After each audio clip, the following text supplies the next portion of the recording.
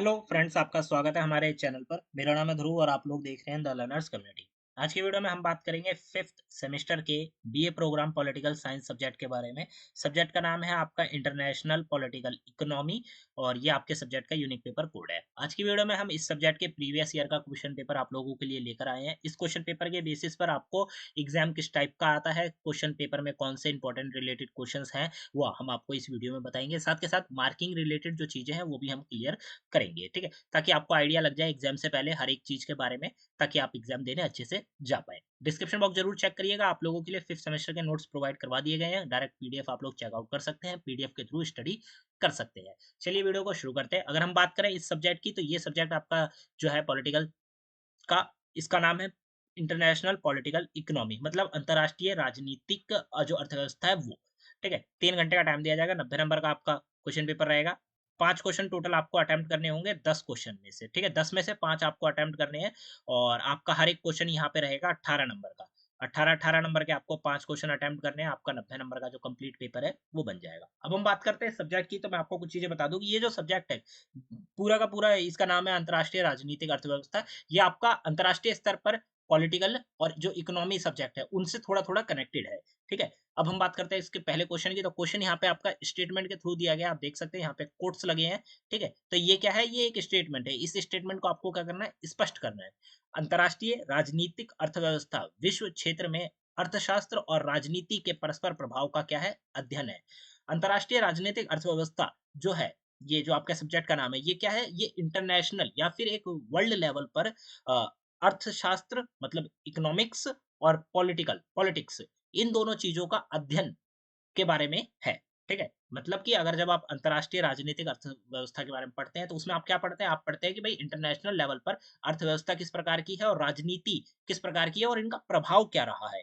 ये आपको इस सब्जेक्ट में पढ़ना है, ठीक है? तो आपको इसी चीज को, जो मैंने आपको बताया, इस चीज को आपको और ही ज्यादा डेफिनेशन में, मतलब बिग लेवल पर एक्सप्लेन करना होगा। आगे बढ़ते हैं क्वेश्चन नंबर 2 की तरफ, जिसमें आपसे पूछा गया है कि अंतरराष्ट्रीय राजनीतिक अर्थव्यवस्था के संदर्भ में अंतरराष्ट्रीय राष्ट्रवाद की, सॉरी, आर्थिक राष्ट्रवाद की प्रमुख मुख्य मान्यताओं की व्याख्या और आलोचनात्मक विश्लेषण कीजिए। अंतरराष्ट्रीय राजनीतिक अर्थव्यवस्था के संदर्भ में, मतलब अंतरराष्ट्रीय राजनीतिक अर्थव्यवस्था को ध्यान में रखकर आपको आर्थिक राष्ट्रवाद की जो प्रमुख मान्यताएं हैं उनके बारे में बताना है, ठीक है? आर्थिक राष्ट्रवाद की प्रमुख मान्यताओं को ध्यान, मतलब बताना है आप लोगों को, और ध्यान में रखना है अंतरराष्ट्रीय राजनीतिक अर्थव्यवस्था को, उसके संदर्भ में, मतलब उसके बारे में आपको रिलेटेड बताना है, ठीक है? इतना आप समझ लीजिए कि जो आपके बुक का नाम है उससे रिलेटेड चीजें जितनी भी है वो सारी आपसे यहाँ पे पूछ ली गई।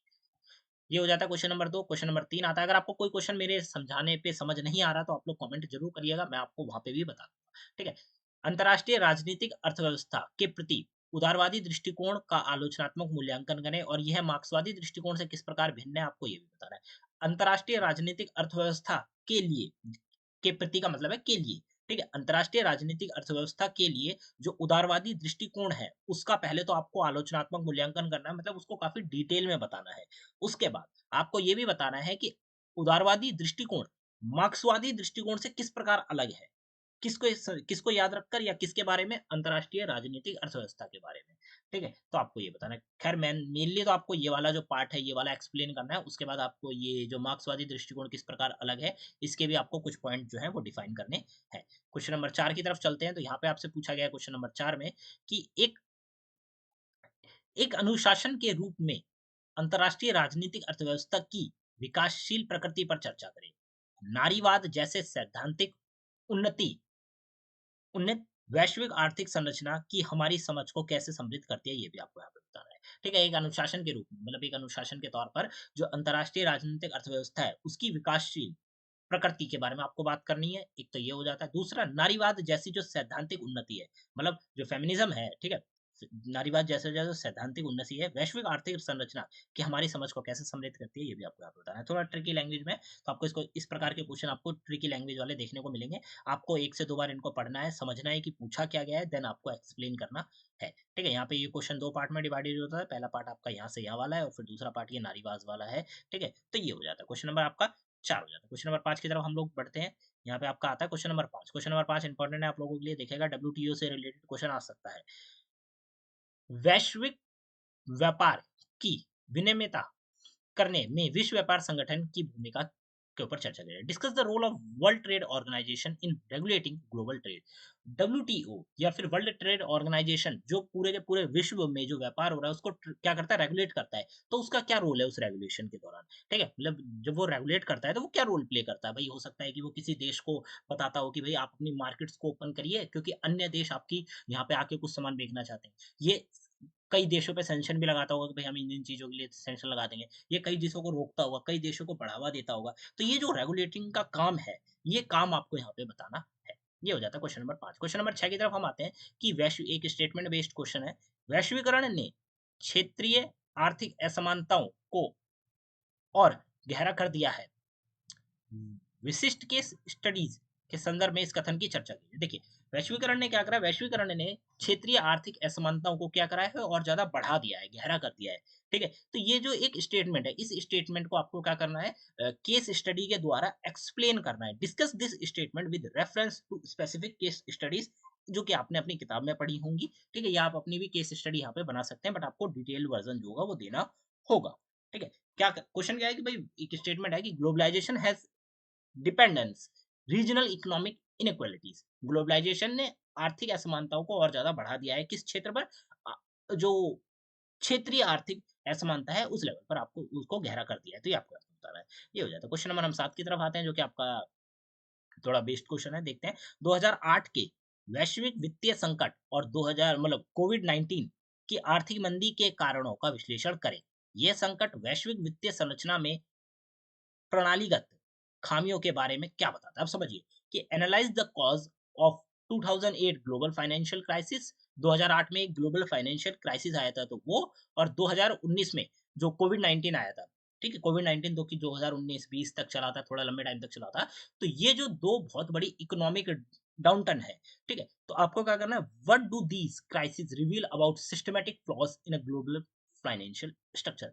जो ग्लोबल फाइनेंशियल आर्किटेक्चर है उसमें कौन-कौन से ऐसी कमियाँ हैं, कौन-कौन से ऐसे फ्लॉज़ हैं जो कि हमें पता चलते हैं इन दोनों चीज़ों के बारे में पढ़ने पे। जब हम 2008 की ग्लोबल फाइनेंशियल क्राइसिस पढ़ते हैं और जो कोविड-19 की जो इकोनॉमिक डाउनटर्न पढ़ते हैं, तो हमें वहाँ पे कौन-कौन से कारण पता चलते हैं। वो कारणों को आपको यहाँ पे बताना है। हिंदी में भी यहाँ पे लिखा है कि ये संकट वैश्विक वित्तीय संरचना की जो प्रणालीगत खामियाँ हैं, उनके बारे में क्या बताते हैं, आपको ये बताना है। और आर्थिक मंदी के लिए कौन-कौन से कारण थे, ये कारण भी आपको यहाँ पे बताने हैं। क्वेश्चन नंबर 7 हो जाता है। इस टाइप के क्वेश्चन आपको देखने को मिलेंगे। क्वेश्चन नंबर 8 आता है आपका।